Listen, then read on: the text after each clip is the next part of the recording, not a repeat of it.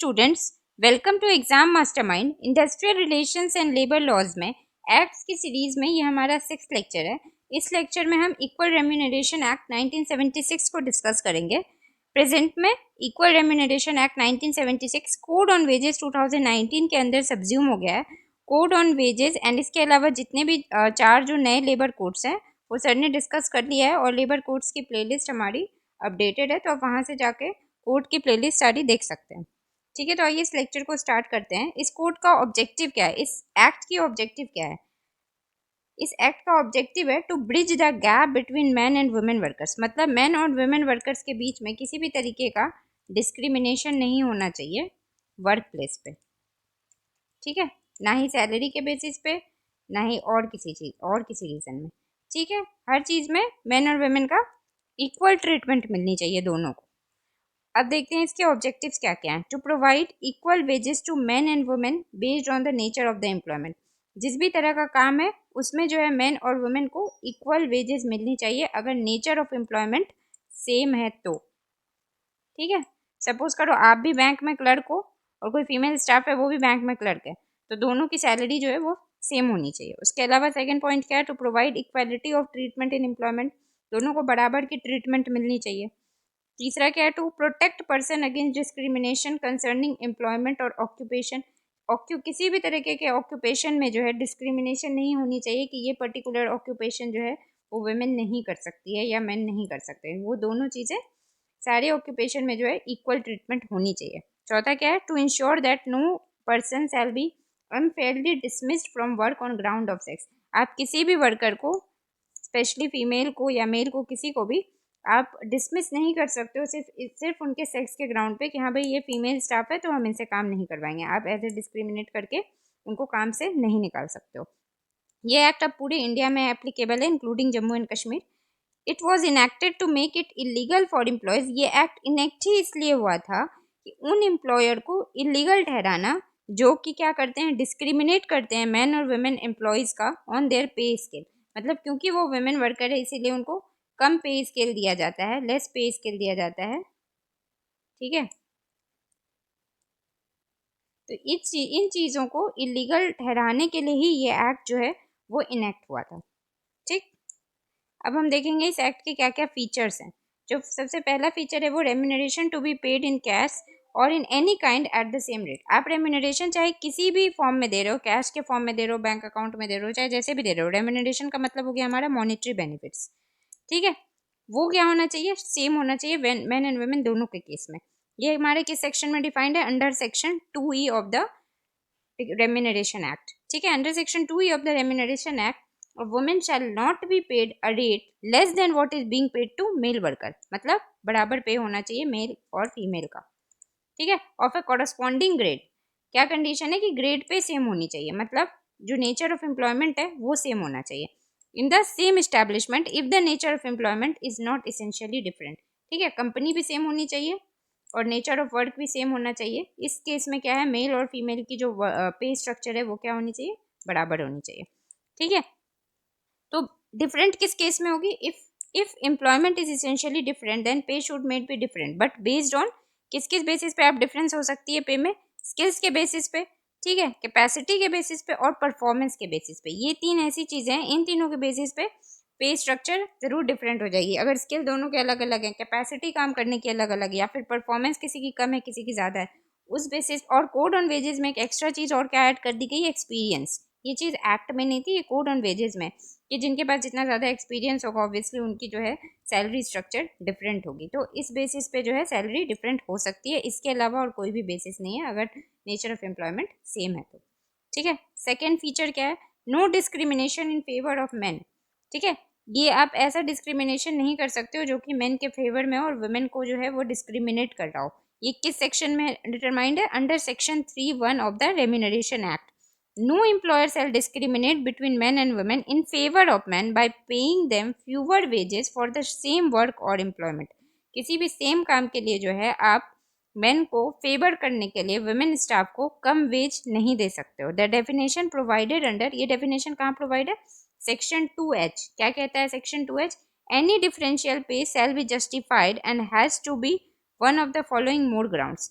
किस किस ग्राउंड पे जो है ये जस्टिफाइड है कि आप डिफ्रेंशिएट कर सकते हो पे स्ट्रक्चर में, वो हमारा कहाँ पे लिखा हुआ है, सेक्शन 2H में। वो ग्राउंड क्या क्या थी हमने पहले ही पढ़ ली, स्किल, कैपेसिटी और परफॉर्मेंस। देखते हैं सेक्शन 2H क्या कहता है। सेम वर्क और work of similar nature means work in respect of which the skill, effort and responsibility required are the same when performed under similar working condition by men and women, and the differences, if any, between skill, effort or responsibility required of a man and those required of a woman are not practical importance in relation to the terms and conditions of the employment. Section 2H हमारा क्या कहता है कि आप सिर्फ skill, effort, responsibility, ठीक है, और कोड ऑफ एज में एक्स्ट्रा आ गया एक्सपीरियंस, इन चीज़ों के अलावा आप और किसी भी चीज़ में जो है डिस्क्रिमिनेशन नहीं कर सकते हो, ठीक है। Now moving forward, section 4, no discrimination on the grounds of sex, ठीक है।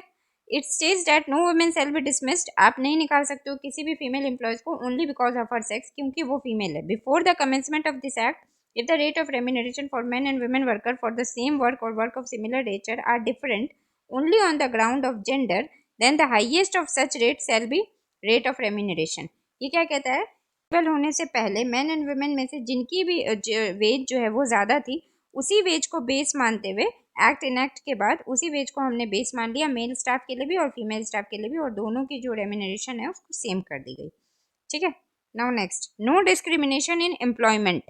सेक्शन 5 कहता है ऑफ द रेम्यूनरेशन एक्ट, क्या कहता है, 1976 prohibit discrimination and offer A guarantee against exploitation of women workers. Women workers के एक्सप्लॉयटेशन के अगेंस्ट जो है ये एक्ट एक गारंटी प्रोवाइड करता है। क्या गारंटी प्रोवाइड करता है कि no employer shall discriminate between men and women regarding employment or any terms and conditions of employment based on their sex by paying them fewer wage for the same work or employment। Same चीज़ लिखी है कि अगर आप उनको fewer veg दे रहे हो same work के लिए, तो इस चीज़ को गारंटी कौन करता है, section 5 of the remuneration act, कि आप जो है उनको नहीं दे सकते हो डिफरेंट वेजेस। एडवाइजरी कमेटी ये किस में डिटरमाइंड है, सेक्शन 6 में। इसमें क्या है, this appropriate government shell constitute, appropriate जो भी गवर्नमेंट होगी वो एक या एक से ज़्यादा एडवाइजरी कमेटी बना सकती है। क्यों बना सकती है, to increase employment opportunities of women, employment opportunities women के केस में बढ़ाने के लिए जो है एडवाइजरी कमेटी गवर्नमेंट बना सकती है। Total membership shall not be less than, इस एडवाइजरी कमेटी में जो है टोटल मेंबरशिप कितनी होगी, कम से कम तो 10 होनी ही चाहिए। To be nominated by the appropriate government and 1/2 of shall be women, मतलब कम से कम इसमें 10 मेंबर होगा और उसमें आधा जो है वो वुमेन होना चाहिए, मतलब अगर 10 मेंबर है तो 5 वुमेन होनी चाहिए, ठीक है। एडवाइजरी कमेटी का क्या काम होगा, shall take the nature of work, working hour, suitability of women for employment, provision for part time employment और other relevant factor जो कंसिडर किया जाएगा while tendering its advice, ठीक है। उसके के लिए जो है गवर्नमेंट किसको अपॉइंट करेगी, कंप्लेंट को हियर करने के लिए और उसकी रिजल्ट को जो है उसके जजमेंट को देने के लिए। कौन होगा आपका officer not below the rank of labour officer. उसके बाद deciding the claim arising out of non payment of wages at equal rate to men and women worker for the same work और work of a similar nature. अगर दोनों के बीच में discrimination हो रहा है वेजेस को लेके तो वो भी कौन देखेगा, लेबर ऑफिसर, ठीक है। नेक्स्ट, ही और शी क्या क्या कर सकते हैं वो लोग, और ही और she may appeal to such authority, appeal कर सकते हैं उनको specified by appropriate government within 30 days from the date of order. Order के जो है 30 दिन के अंदर अंदर जो है वो अपील कर सकते हैं अथॉरिटी के पास। Inspector shall be appointed by the appropriate government to investigate whether the provisions of this act are being followed by the employer or not. इंस्पेक्टर को अपॉइंट किया जाएगा गवर्नमेंट के द्वारा ये इन्वेस्टिगेट करने के लिए कि एक्ट्स में जो भी प्रोविजंस हैं वो एम्प्लॉयर फॉलो कर रहे हैं या नहीं कर रहे हैं। अब इसके अंदर हम देखेंगे फाइन्स एंड पनिशमेंट क्या है। अगर कोई employer fail to follow the following shall be punishable with, इनमें से अगर कुछ भी अगर वो फॉलो नहीं करता है कोई भी एम्प्लॉयर, तो उनको मैक्सिमम इम्प्रिजनमेंट कितने दिन की हो सकती है, 1 महीने की, या फिर फाइन हो सकता है मैक्सिमम 10,000 तक का, या फिर दोनों हो सकता है, 1 महीने का इम्प्रिजनमेंट भी और 10,000 का फाइन भी। कंडीशन क्या है, अगर उसने कोई रजिस्टर मेंटेन नहीं किया है, fail to maintain any register or document in relation to workers, worker से रिलेटेड अगर उन्होंने डॉक्यूमेंट या रजिस्टर मेंटेन नहीं किया हुआ है तो, या फिर उन रजिस्टर्स को या फिर मस्टर रोल और अदर डॉक्यूमेंट जितने भी हैं रिलेटेड टू वर्कर्स वो प्रोड्यूस नहीं किया है अथॉरिटी के सामने, या फिर रिफ्यूज कर दिया उसने कोई भी एविडेंस या इन्फॉर्मेशन देने के लिए अथॉरिटी को, या फिर prevent his agent, servant or any other person in charge of the establishment or any worker from giving evidence, या फिर अगर उन्होंने जो है मना कर रखा हो एविडेंस देने के लिए। ठीक है, अब देखते हैं हम फाइन क्या है। इसमें फाइन है 10,000, 20,000 या फिर इम्प्रिजनमेंट कितने तक का है, 3 महीने से लेके 1 साल तक का। फाइन हो गया 10 से 20,000 का, इम्प्रिजनमेंट हो गया 3 महीने से 1 साल तक का, up to 2 year if repeated. अगर फिर भी वो ऑफेंस को बार बार रिपीट कर रहा है तो उस केस में जो है 2 साल तक की भी जो है इम्प्रिजनमेंट हो सकती है। क्या क्या कंडीशन है उसमें, अगर अनइक्वल रेट में पे कर रहा है मैन एंड वुमेन को, सेम वर्क ऑफ नेचर है फिर भी, या फिर make any discrimination between main and women in contravention of the provision of the act, या फिर किसी भी और तरीके का डिस्क्रिमिनेशन कर रहा है मैन एंड वुमेन के साथ। ठीक है, या फिर जो अप्रोप्रिएट गवर्नमेंट के रूल्स हैं उसको फॉलो नहीं कर रहा है, या फिर if any person is required to produce any register or other document to which an inspector omit or refuse to produce or to give any information. अगर एम्प्लॉयर ने मना कर दिया, रिफ्यूज कर दिया कोई भी रजिस्टर या कोई भी इन्फॉर्मेशन देने के लिए, एम्प्लॉयर ने अगर मना कर दिया है तो उनको हम कितना फाइन ले सकते हैं, मैक्सिमम 500 रुपये तक का फाइन जो है उन पर लगा सकते हैं। तो ये हमारा है इक्वल रेम्यूनरेशन एक्ट। बेसिकली इसमें यह है कि मेन एंड वुमेन स्टाफ के बीच में किसी भी तरीके का कोई डिस्क्रिमिनेशन नहीं होना चाहिए, whether on the ground of monetary benefits or on the ground of any other treatment. आप सिर्फ डिस्क्रिमिनेशन अंडर सेक्शन 2H कर सकते हो, किस किस बेसिस पे, स्किल के बेसिस पे, एक्सपीरियंस के बेसिस पे, और क्या था हमारा, रिस्पॉन्सिबिलिटी के बेसिस पे और एफर्ट के बेसिस पे। इसके अलावा आप अगर नेचर ऑफ एम्प्लॉयमेंट सेम है, नेचर ऑफ वर्क सेम है, तो आप डिस्क्रिमिनेशन नहीं कर सकते हो। ठीक है, हमने इनके डिफरेंट फाइन्स और पनिशमेंट्स सब कुछ देख लिया है। तो आई होप कि आपको मेरा लेक्चर पसंद आया हो। अगर आपको मेरी एफर्ट पसंद आई है तो प्लीज़ हमारे चैनल को लाइक कीजिए, सब्सक्राइब कीजिए, अपने फ्रेंड्स के साथ शेयर कीजिए। तब तक के लिए हैव अ नाइस डे।